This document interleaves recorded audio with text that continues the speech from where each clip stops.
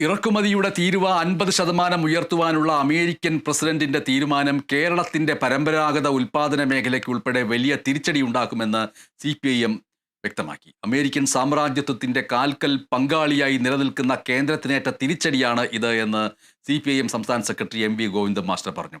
ഏറ്റവും കൂടുതൽ ചുങ്കം ചുമത്തിയ രാജ്യങ്ങളുടെ പട്ടികയിലാണ് ഇന്ത്യ ഉള്ളത് എന്നത് പ്രധാനപ്പെട്ട കാര്യമാണ്. ഇതിനെതിരെ ശക്തമായ പ്രതിഷേധം ഉയർന്നു വരണം. സംസ്ഥാനത്ത് വരും ദിവസങ്ങളിൽ സാമ്രാജ്യത്വ വിരുദ്ധ മുദ്രാവാക്യം ഉയർത്തിക്കൊണ്ട് CPIM പരിപാടികൾ സംഘടിപ്പിക്കുമെന്നും MV ഗോവിന്ദൻ മാസ്റ്റർ പ്രതിഷേധത്തിന്റെ ഭാഗമായി പറഞ്ഞു.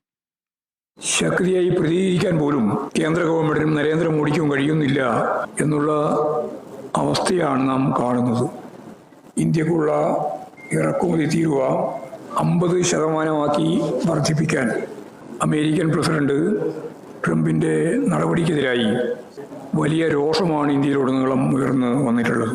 കേരളത്തിൻ്റെ പരമ്പരാഗത മേഖല ഉൾപ്പെടെ വലിയ തിരിച്ചടി നേരിടാൻ പോകുന്ന സമ്പദ് വ്യവസ്ഥയെ തന്നെ ബാധിക്കുന്ന ഒന്നായിട്ടാണ് ഇത്തരം നിലപാടിനെ നാം ഗൗരവപൂർവ്വം കാണേണ്ടത്.